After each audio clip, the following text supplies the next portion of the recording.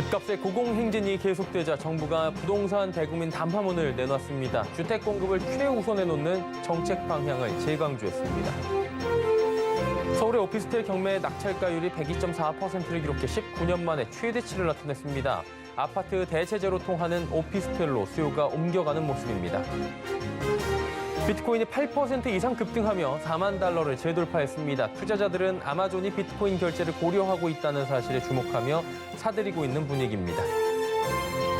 7월 소비자 심리지수가 103.2포인트를 기록했습니다. 코로나 4차 대유행으로 소비자들의 체감 경기 7개월 만에 다시 악화됐습니다. 센 경제 라이브 시작합니다.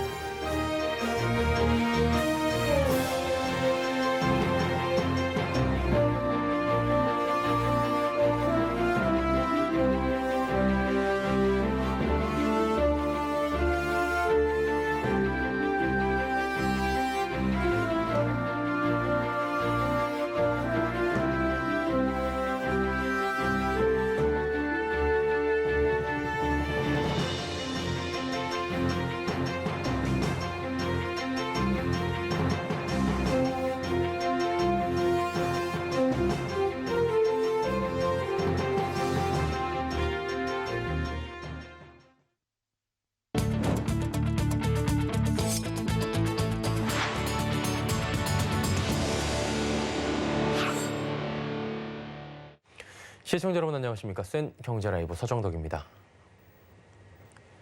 정부가 오늘 부동산 시장 관련 대국민 담화문을 발표했습니다. 홍남기 경제부총리 겸 기획재정부 장관은 여전히 불안한 시장 상황에 대해 송구스럽다며 신주택지를 확보하는 등 주택 공급을 최우선 과제로 삼겠다고 밝혔습니다.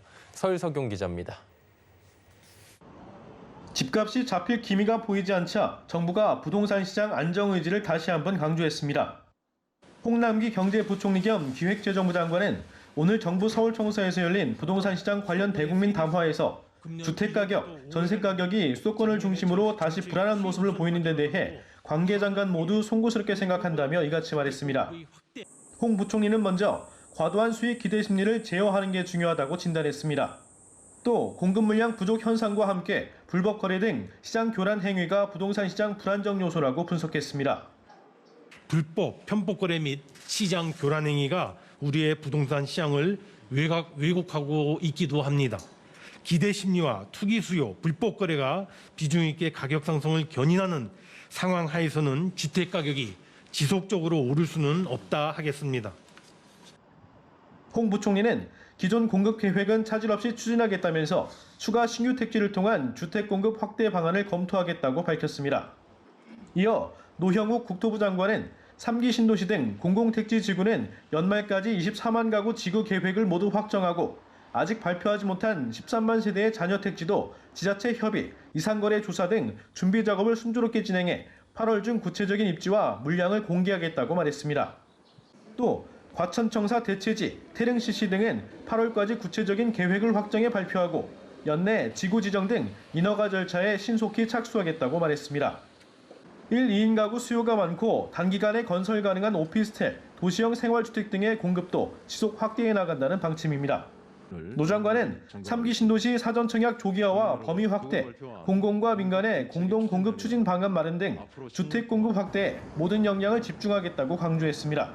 서울경제TV 설석영입니다. 부동산 소식 이어가겠습니다. 정부는 신규 택지를 확보하는 등 공급에 힘을 쏟겠다고 발표하면서도 실수요와 무관한 부동산 대출 더 촘촘하게 점검하겠다고 밝혔습니다. 대출로 부동산 투자하는 걸 원천 봉쇄하겠다는 의지를 다시 한번 밝힌 겁니다. 지혜진 기자입니다.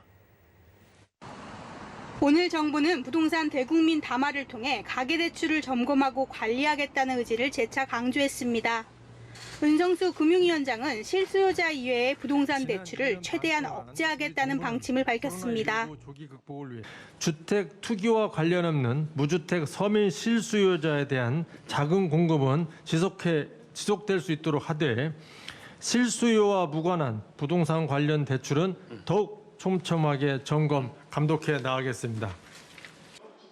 이를 위해 확대 시행된 DSR이 현장에 안착되도록 면밀히 점검해 나간다는 계획입니다. 정부는 지난 1일부터 전체 규제 지역에서 6억 원 이상 주택을 담보로 주택담보대출을 받거나 1억 원이 넘는 신용대출을 받는 경우 개인별 DSR 40%를 적용한 바 있습니다. 은성수 금융위원장은 담보만 있으면 돈을 빌려주는 금융관행은 이제 더 지속될 수 없다며 갚을 수 있는 만큼만 빌려주는 대출 관행이 뿌리내리도록 하겠다고 밝혔습니다. 이를 통해 과도한 레버리지를 활용한 자산시장 투자 수요를 억제하고 시중에 늘어난 유동성이 부동산 시장으로 흘러들어가는 것을 막겠다는 의지입니다. 더불어 제2금융권 가계대출도 철저히 관리하겠다고 밝혔습니다. 이날 대국민 담화에 나선 김창룡 경찰청장은 지난 3월부터 시작한 정부합동 특별수사본부를 통해 부동산 투기사범 단속 인원이 3,800명을 넘었고 투기비리 공직자 40명을 구속했다며 몰수, 추징보전을 통해 환수한 투기이익이 793억 원에 달하는 등 성과를 거두고 있다고 말했습니다. 이에 따라 경찰청은 하반기부터는 부동산 투기 비리뿐 아니라 부정청약, 기획부동산 투기 등 시장교란 행위에 대한 단속을 강화하겠다는 방침입니다. 특히 하반기에 추진되는 3기 신도시 등 공공주택 분양에서 청약 자격이나 가점을 조작하는 사례가 있을 것으로 우려된다며 아파트 부정청약을 집중 단속하겠다고 밝혔습니다. 서울경제TV 지혜진입니다. 법원 경매 전문기업 지지옥션 조사에 따르면 7월 서울 오피스텔 경매 낙찰가율은 120.4%를 기록했습니다. 이 수치가 100%를 넘긴 건 지난 2002년 7월 이후 처음입니다. 아파트값 상승세가 계속되자 법원 경매 시장에서 아파트 대체제로 통하는 오피스텔의 인기가 치솟는 분위기입니다. 일부 오피스텔 경매 낙찰가는 감정가의 1.5배가량을 기록하기도 했습니다. 이 같은 오피스텔의 열기, 매매 시장에서도 나타납니다. 최근 KB 통계로 살펴본 오피스텔 시장 동향 보고서에 따르면 지난 6월 기준 수도권 오피스텔 평균 매매 가격은 2억 6천만 원으로 1년 전보다 3천만 원가량 올랐습니다. 비트코인이 8% 이상 급등하며 4만 달러 재돌파했습니다. 비트코인은 오늘 한국 시간 기준 오전 11시 30분 글로벌 시황 중개 사이트인 코인마켓캡에서 24시간 전보다 8.5% 급등한 4만 132달러를 기록해 4만 달러를 다시 넘어섰습니다. 전일 비트코인은 아마존이 연말까지 비트코인 결제를 허락할 것이란 루머를 공식 부인함에 따라 10%가량 급락했지만 오늘 다시 상승세를 타고 있는 겁니다. 투자자들은 아마존이 비트코인 결제를 고려하고 있다는 사실에 주목하며 다시 비트코인을 사들이고 있는 것으로 보입니다. 코로나19 4차 대유행으로 소비자들의 체감 경기가 7개월 만에 다시 악화됐습니다. 한국은행이 발표한 7월 소비자 심리지수는 103.2포인트로 한 달 전보다 7.1포인트 하락했습니다. 올해 내내 상승하며 19.1포인트 상승했지만 작년 12월 이후 7개월 만에 하락세로 전환된 겁니다. 심리지수 하락의 주요 요인을 살펴보면 상승 시에 크게 올랐던 여행, 외식, 오락 문화에서 큰 폭으로 떨어졌습니다. 한국은행은 백신 접종이 계획대로 진행된다면 향후 소비 심리가 영향을 덜 받을 수 있다고 내다봤습니다.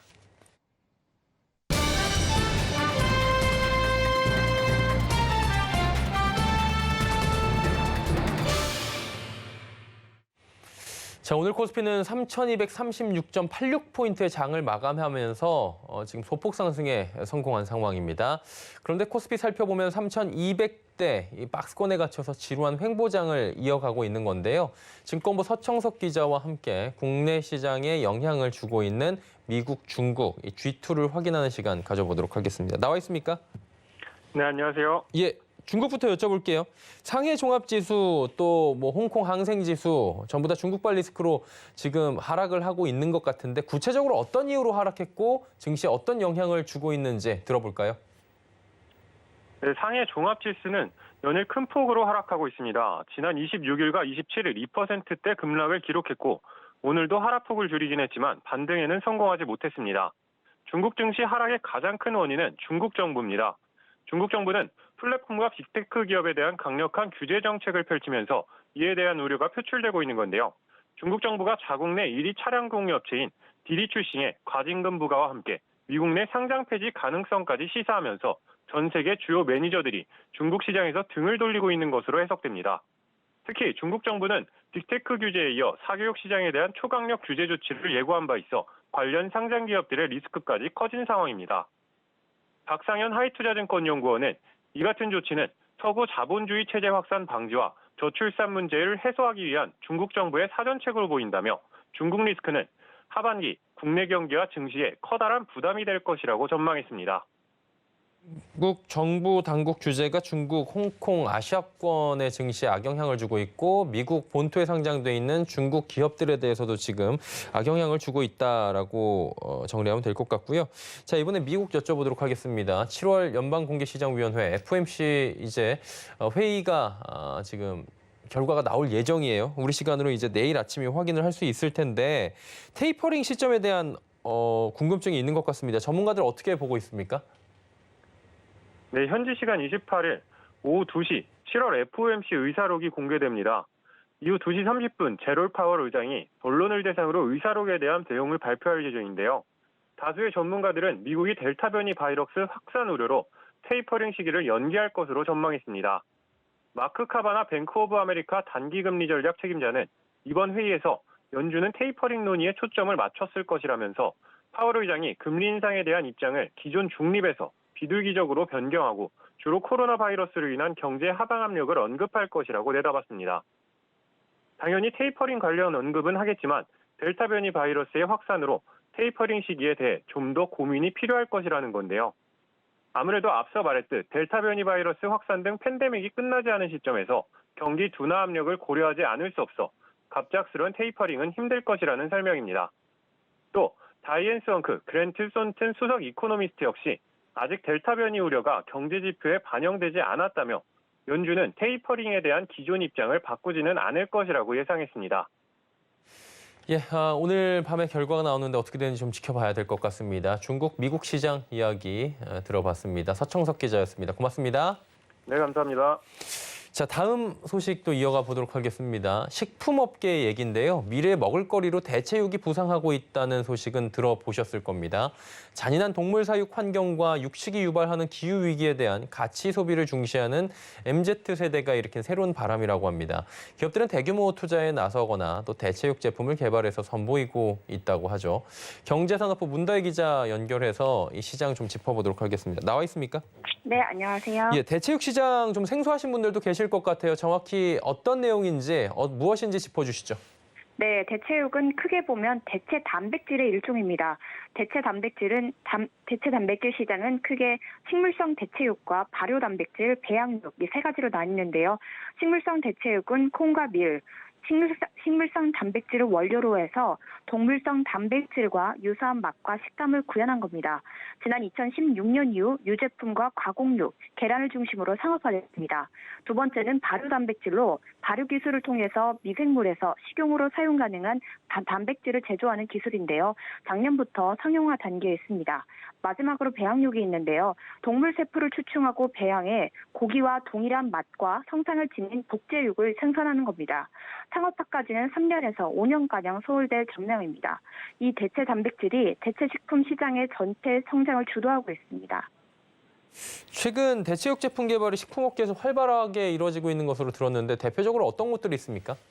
네, 기업들은 직접 대체육을 개발하거나 대체육을 개발하는 주요 해외 기업에 투자하는 방식으로 시장에 본격적으로 진출하고 있습니다.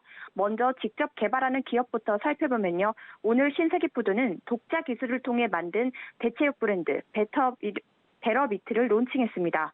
지난 2016년부터 연구 개발해온 성과로 첫 제품으로 돼지고기를 사용한 대체육 해민 콜드컷을 내놨는데요. 제일 먼저 육류 소비 중 가장 비중이 높은 돼지고기로 대체육 사업의 스타트를 끄는 겁니다. 신세계푸드는 진출 배경에 대해 대체육을 찾는 소비자들이 급격히 늘고 있는 데다가 맛과 품질에 대한 테스트를 진행한 결과 성공 가능성을 확신했다고 밝혔는데요. 이 회사는 대체육을 스타벅스뿐만 아니라 다양한 유통망을 통해 선보일 예정입니다. 오늘 간담회에서의 송현석 신세계푸드 대표 설명 들어보시죠. 고기를 자주 즐기시는 소비자들이 고기 본연의 풍미와 식감은 똑같이 즐기면서도 고기를 자주 먹었을 때 발생할 수 있는 건강에 대한 부작용을 줄일 수 있도록 식물성 재료로 만들었습니다. 스타트업도 뛰어드는 모습인데요. 국내 밀키트 업체인 프레시즈는 호주 최대 식물성 대체육 브랜드 브이트 푸드 제품의 국내 영업권 계약을 체결했습니다. 이곳은 올해 2월 버거킹 플랜트 와퍼로 처음 알려진 곳입니다. 프레시즈는 패티와 다진 육, 미트볼 등 2차 가공육 제품을 유통하고 올 3분기부터는 프랜차이즈와 급식 사업자들에게 우선 공급한다는 계획입니다. 4분기부터는 자체 연구 개발을 거쳐 기존 육류 메뉴 구성품을 대체육으로 개량한 밀키트 제품을 선보일 예정입니다. 본격적으로 대체육 유통에 나서겠다라고 이해가 되는데 그렇다면 현재 시점에서 소비자들이 대체육을 좀 손쉽게 접할 수 있는 방법이 있을까요? 네, 대체육 메뉴 강화에 나선 카페 프랜차이즈 등이 있습니다. 스타벅스는 올해 초 식물성 원재료만을 사용한 4종의 메뉴를 선보인 데 이어서 지난 4월엔 오늘 2025년까지 탄소 배출 30% 저감을 위한 목표의 일환으로 대체육 등의 식물 기반 상품 확대를 선언했습니다. 동물성 식품 생산이 식품업계의 탄소 배출량의 과반을 차지하는 만큼 이를 줄이겠다는 겁니다. 투썸플레이스는 지난 2월 동원 F&B와 비욘드 미트를 사용한 식물성 대체육 메뉴를 내놨습니다. 비욘드 미트는 2009년 설립된 미국의 스타트업으로 콩과 버섯, 호박 등에서 추출한 단백질로 식물성 대체육을 만드는 업체입니다. 또 이달 15일에는 또 다른 대체육, 옴니비트를 활용한 샐러드 랩을 출시하며 제품군을 확대했습니다. 식품사가 아닌 다른 기업들도 이 시장에 뛰어들고 있습니까? 네, 투자 펀드를 조성해서 시장에 뛰어든 기업도 있습니다. SK 주식회사인데요. SK는 최근 중국의 선도 F&B 유통기업인 조이비오 그룹과 1,000억 원대의 펀드를 조성해 대체식품 시장 공략에 나섰습니다. 세계 최대 식품 시장인 중국에 선제적으로 진출하고 아시아 시장을 공략하겠다는 계획인데요. 조성된 펀드로 식물성 대체고기와 발효 단백질 등 대체 단백질 생산 기업이 투자하고 수직 농장과 같은 유망 IT 기술을 기반한 푸드테크 기업과의 사업 협력과 글로벌 대체 단백질 기업의 중국 진출도 공동 추진키로 합의했습니다. 앞서 SK는 지난해 미국 발효 단백질 선도 기업인 퍼펙트데이에 540원가량을, 최근에는 미국 대체 단백질 개발사 네이처스 파인드에 약 290억 원을 투자하며 미국 대체 식품 시장에서 포트폴리오를 확대해가고 있고요. 최근에는 영국의 대체육 생산 기업 미트리스 팜 투자도 추진 중입니다. 들으시면서 또 보시면서 시청자분들께서도 이게 맛이 어떨지 궁금하실 것 같고요. 저도 먹어본 적이 없어서 굉장히 궁금한데 문 기자 오늘 먹어봤다는 얘기 들었습니다. 어떻게 좀 실제 고기하고 비슷하던가요? 네, 오늘 간담회를 진행하면서 제가 먼저 신세계푸드의 대체육 제품을 먹어봤습니다. 제가 먹은 제품은 대체육 햄인 콜드컷이 들어간 샌드위치였는데요. 아무래도 콜드컷은 샌드위치나 샐러드 등에 많이 쓰이는 재료라서 처음 대체육을 접하는 소비자들도 부담 없이 경험해볼 수 있다는 제품이라는 생각이 들었습니다. 육안으로 보면 실제 햄과 모양과 색 모두 거의 동일했습니다. 냄새도 역시 햄과 다를 바 없었는데요. 비트를 활용해서 고기와 같은 색을 살렸고 콩에서 추출한 대도 단백으로 고기의 풍미를 살렸다고 합니다. 맛도 거의 유사했고요. 사실 제가 놀란 부분은 식감입니다. 실제 햄과 같이 쫄깃쫄깃하고 탱글탱글했는데요. 이전까지 먹었던 대체육의 일종인 콩고기의 경우 질긴 종이를 씹는 듯한, 실제 고기 같지 않은 듯한 느낌이 강했는데 이 제품은 이질감이 거의 없었습니다. 해조류 유래 성분을 활용해서 햄 고유의 식감을 구현했다고 합니다. 많은 분들이 대체육 바람이 국내에서도 본격적으로 불고 있다는 사실은 좀 인지를 하시고 계신 것 같아요. 자, 그렇다면 이러한 시장이 왜 이렇게 각광을 받고 뜨고 있는지 궁금하실 겁니다. 이유를 김보경 한국무역협회 수석연구원에게 들어보도록 하겠습니다. 이제 소비자가 이제 건강, 환경, 동물 복지와 같이 어떤 사회 환경적 부분에서 지속 가능성을 중시하면서 여기에 따라 이제 장기적인 트렌드로 나타나고 있는데요. 특히 이제 코로나19로 인해서 건강에 대한 관심도 증대가 되면서 어떤 공장식 축산에서 우려되는 전염병 위험도 없이 이제 건강한 음식을 섭취할 수 있다. 이런 어떤 소비자들의 식품에 대한 인식 변화를 꼽을 수 있겠고요. 예, 이제 문 기자한테 다시 여쭤보도록 하겠습니다. 대체육 시장 앞으로 어느 정도 수준까지 커질지 전망이 됩니까? 네, 국내 대체육 시장 규모는 약 200억 원 수준인데 성장 가능성은 어느 분야보다 높다는 게 전문가들의 시각입니다. 한국무역협회 최근 보고서에 따르면요, 대체육은 2030년 전 세계 육류 시장의 30%, 또 10년 뒤인 2040년에는 60% 이상을 차지하면서 기존 육류 시장 규모를 추월할 것으로 보입니다. 선진국에선 대체육이 이미 대중화 단계에 접어들었는데요. 임파서블 푸드와 비욘드 미트 등 글로벌 기업의 성장이 특별하고 신기한 제품이던 대체육을 일상적인 소비 제품으로 이끌었고요. 일례로 미국 시장에서는 대체육의 판매량이 2018년부터 2020년까지 연평균 31%나 늘었습니다. 예, 오늘 여기까지 듣도록 하겠습니다. 경제산업부 문다혜 기자였습니다. 고맙습니다. 고맙습니다.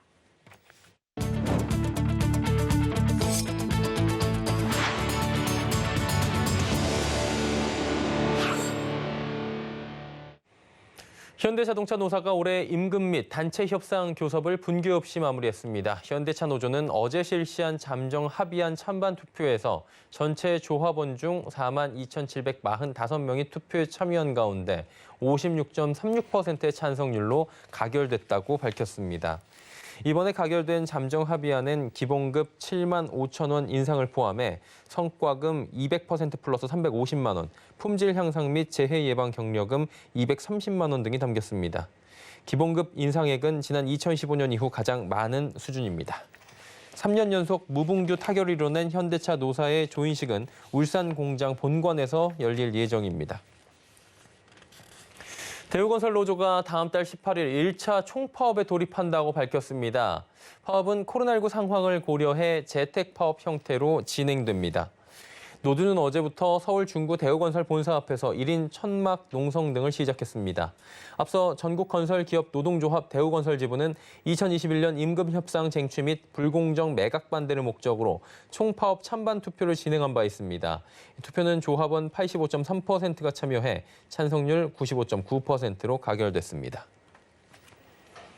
코로나 팬데믹으로 식품 안전에 관심이 커지고 있습니다. 우리 기업들도 검사 시스템 개발에 나서며 새로운 환경에 적응하고 있는 모습인데요. 일산 킨텍스에서 식품 관련 업체들이 모여 정보를 나누는 등 교류의 장이 열렸다고 하는데요. 김수빈 기자가 그 현장에 다녀왔습니다. 엑스레이를 이용해 이물질을 눈으로 확인할 수 있는 장비입니다.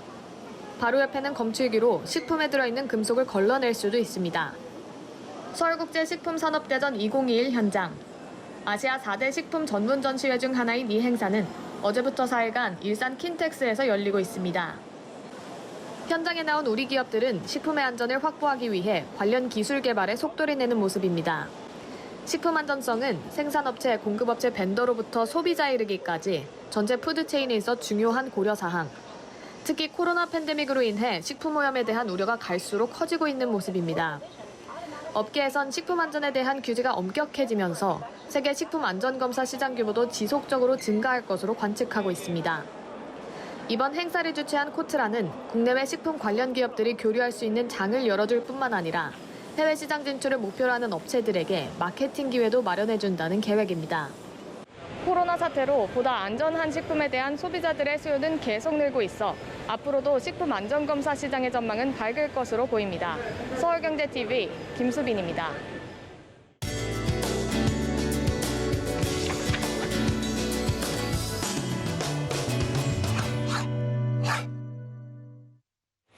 지난해부터 코로나19 바이러스 확산으로 생활 안전 분야에 대한 관심도가 높아지고 있죠. 이에 안전장비 제조기업 한컴 라이프케어가 상장을 통해 ICT 기술을 적용한 안전장비 사업을 확대할 방침이라고 합니다.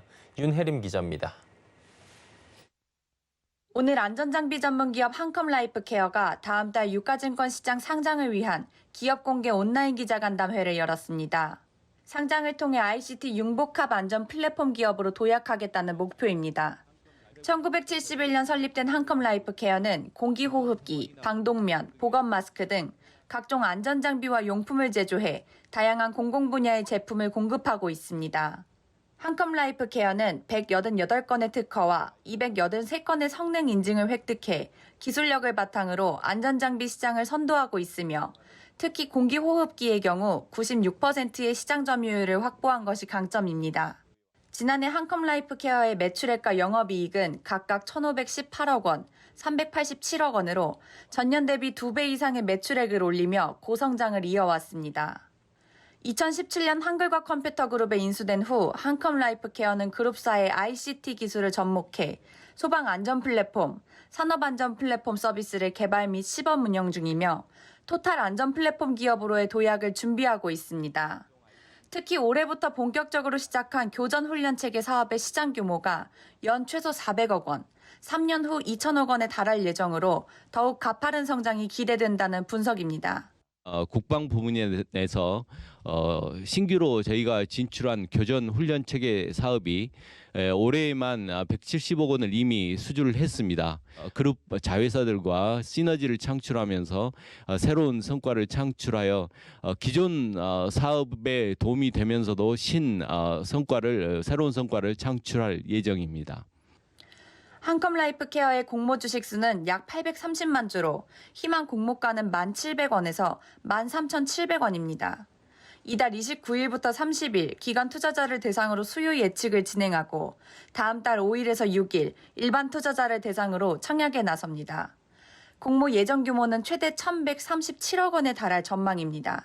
서울경제TV 윤혜림입니다. 센 경제라이브 저희가 준비한 소식은 여기까지입니다. 편안한 저녁 시간 보내시길 바랍니다. 고맙습니다.